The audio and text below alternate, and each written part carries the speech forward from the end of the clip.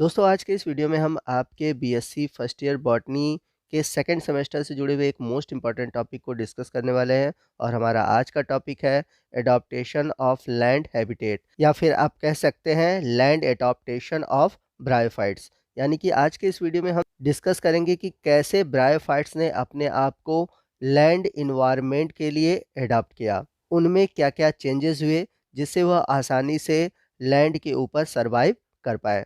तो इन सभी टॉपिक को हम आज के इस वीडियो में डिटेल से डिस्कस करेंगे। जैसा कि प्रीवियस वीडियो में मैंने आपको बताया था कि bryophytes are generally considered as a first land plant और early inventors of land plants. तो ऐसा माना जाता है कि जो ब्रायोफाइट्स है वो सबसे पहले ज़मीन पर आने वाले पौधे थे। इन्होंने अपने आप को लैंड के अकॉर्डिंग यानी कि लैंड के इन्वायरमेंट के अकॉर्डिंग अपने आप को ढाला और इस वजह से ब्रायोफाइट्स को हम फर्स्ट लैंड प्लांट भी कहते हैं। They are suppose to be originated from aquatic algae और ऐसा भी माना जाता है इनका जो ओरिजिन हुआ है यानी कि इनकी जो उत्पत्ति हुई है वह जलीय शैवाल से हुई है।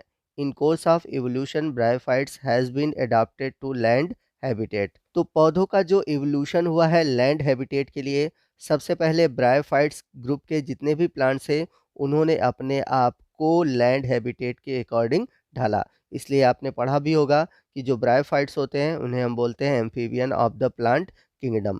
To be adopted in land habitat some changes has taken place in anatomically और फिजियोलॉजिकली एमंग देम। तो जो लैंड एडॉप्टेशन था, इस लैंड एडॉप्टेशन के दौरान इनमें कई सारे चेंजेस आए और वो जो चेंजेस थे इनके एनाटॉमी में भी थे और इनके फिजियोलॉजी में भी थे। तो जैसा कि मैंने बताया कि इनकी जो ओरिजिन हुई है वो एल्गी से हुई है।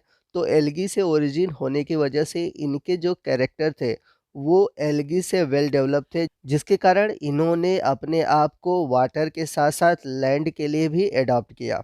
तो आइए समझते हैं कि लैंड एडॉप्टेशन के लिए ब्रायोफाइट्स में क्या क्या चेंजेस हुए। इन्हें हम हेडिंग वाइज डिटेल से डिस्कस करेंगे। एडॉप्टेशन टू लैंड इन्वायरमेंट और sub aerial life involve the development of following essential feature. तो इनका जो सबसे पहला एडॉप्टेशन है वो है development of organ for attachment and absorption of water.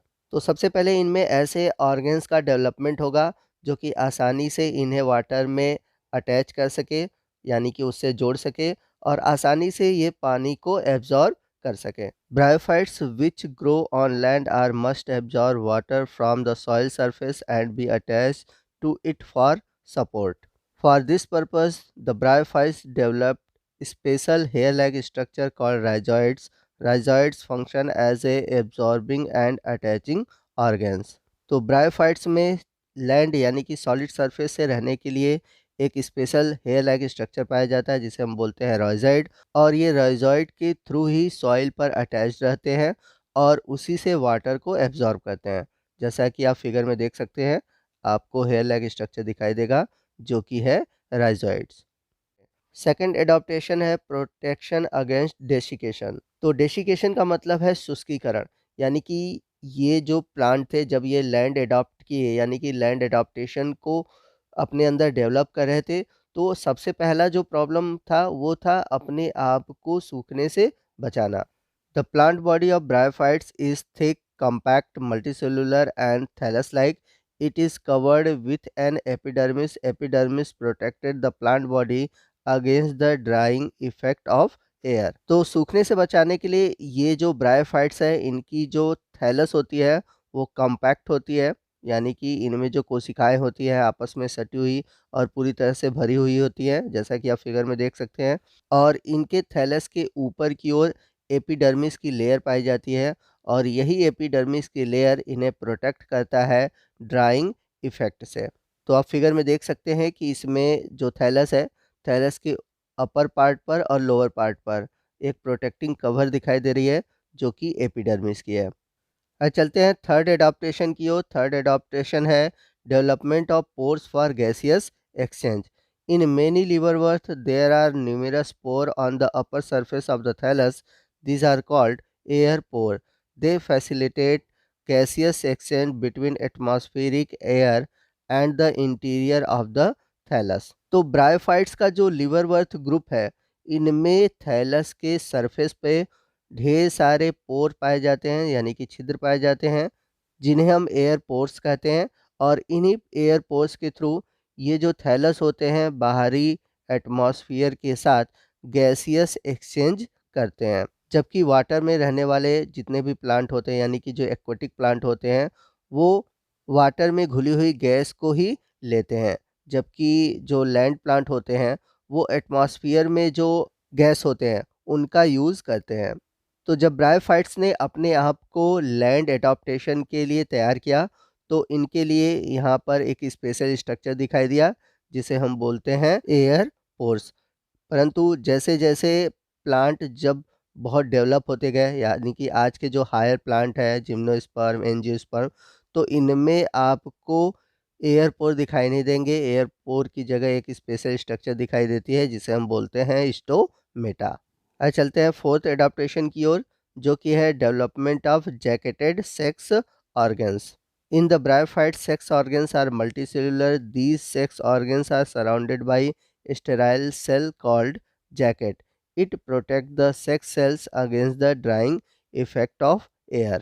तो ब्रायोफाइट्स के जो सेक्स ऑर्गन्स होते हैं, यानी कि जो मेल एंथ्रीडियम और फीमेल आर्चिगोनियम होता है, यह मल्टीसेलुलर होता है और ये एक नॉन रिप्रोडक्टिव, यानी कि जनन में न भाग लेने वाले एक बांझ संरचना से घिरा होता है, जिसे हम बोलते हैं jacket.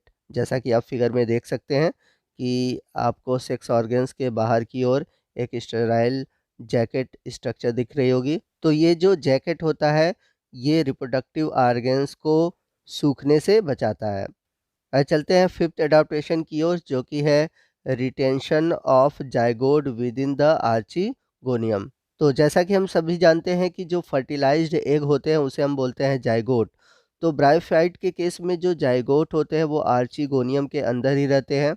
Here it obtain food and water from parent plant. और यहीं पर ये, यानी कि ये आर्चिगोनियम के अंदर ही भोजन और वाटर एब्जॉर्ब करते हैं।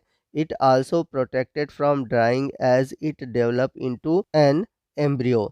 This adaptation is essential for the survival of the land plants. तो आर्चिगोनियम के अंदर ही जो जाइगोट होते हैं, वह वाटर और फूड एब्जॉर्ब करते हैं और साथ ही साथ आर्चिगोनियम के अंदर ही इनका विकास होता है, यानी कि एम्ब्रियोनिक डेवलपमेंट होता है। तो जितने भी लैंड प्लांट होते हैं, जिनमें कि एडाप्टेशन होता है लैंड के लिए, उनमें इन्हीं तरह का एम्ब्रियोनिक डेवलपमेंट होता है, यानी कि जो जाइगोट होते हैं वो आर्चिगोनियम के अंदर ही डेवलप करते हैं। आज चलते हैं छठे नंबर के एडाप्टेशन की ओर, जो कि है protection of large number of thick walled spore. तो जो ब्रायोफाइट्स होते हैं, इनमें जो फॉर्मेशन होता है स्पोर का, इनके जो स्पोर होते हैं वो मल्टी लेयर, यानी कि थिक वॉल्ड होते हैं, ताकि अपने आप को आसानी से लैंड हैबिटेट के लिए एडॉप्ट कर सके। यानी कि आसानी से ये लैंड पे पाए जाने वाले जितने भी एडवर्स कंडीशन है, यानी कि प्रतिकूल परिस्थितियां हैं, उसके अनुसार अपने आप को बचा सकें। चलते हैं सेवन्थ नंबर के एडॉप्टेशन की ओर, जो कि है development of primitive vascular system. तो यदि हम बात करें वस्कुलर सिस्टम की, यानी कि जितने भी लैंड प्लांट होते हैं, उनमें वस्कुलर सिस्टम वेल डेवलप होता है। कह सकते हैं कि उनमें जाइलम और फ्लोएम पाया जाता है। और जाइलम इसलिए होता है क्योंकि आसानी से ये भूमि से वाटर को एब्जॉर्ब कर सके, और फ्लोएम का यूज़ इसलिए होता है ताकि जितना भी फॉर्मेशन होता है फूड का, वह प्लांट के सभी पार्ट में ट्रांसलोकेट हो सके। तो जितने भी लोअर ब्रायोफाइट्स होते हैं, उनमें वस्कुलर सिस्टम डेवलप नहीं होता, यानी कि उसमें जाइलम और फ्लोएम नहीं पाए जाते। लेकिन जो हायर ब्रायोफाइट्स हैं, यानी कि जो एडवांस ब्रायोफाइट्स हैं, उनमें कहीं-कहीं पर आपको वस्कुलर टिश्यू देखने को मिल जाते हैं। तो ये दिखाता है कि जो प्रिमिटिव, यानी कि जो प्रारंभिक लैंड प्लांट थे, उनका विकास एडवांस ब्रायोफाइट से हुआ। Advanced bryophytes like Funaria develops primitive type of vascular system। तो एडवांस ब्रायोफाइट्स में अगर एग्जांपल के रूप में ले फ्यूनेरिया, तो इसमें सबसे पहले आपको थोड़े बहुत वस्कुलर टिश्यू देखने को मिलेंगे। This vascular system comprise of simple conductive strand, यानी कि इनमें जो जाइलम और फ्लोएम थे, वो बहुत सिंपल टाइप के थे, यानी कि जो वस्कुलर टिश्यू थे वो वेल डेवलप नहीं थे। This adaptation is essential for the survival of the land plants. और यही वस्कुलर एडाप्टेशन ही आगे चलकर हायर प्लांट में वेल डेवलप हुआ। यानी कि जितने भी आज के मॉडर्न प्लांट हैं, जिम्नोस्पर्म, एंजियोस्पर्म, इनमें आपको एडवांस टाइप के जाइलम और फ्लोएम देखने को मिल जाएंगे। तो दोस्तों, ये था हमारा आज का वीडियो जिसमें कि हमने ब्रायोफाइट्स के लैंड एडाप्टेशन के बारे में जाना। आपको वीडियो कैसा लगा कमेंट करके ज़रूर बताइएगा। वीडियो अच्छा लगा हो तो वीडियो को लाइक और शेयर करना मत भूलिएगा, और कोई भी डाउट हो आप हमसे कमेंट करके पूछ सकते हैं। तो दोस्तों, मिलते हैं अगले वीडियो में अगले टॉपिक के साथ। तब तक के लिए जय हिंद, जय भारत।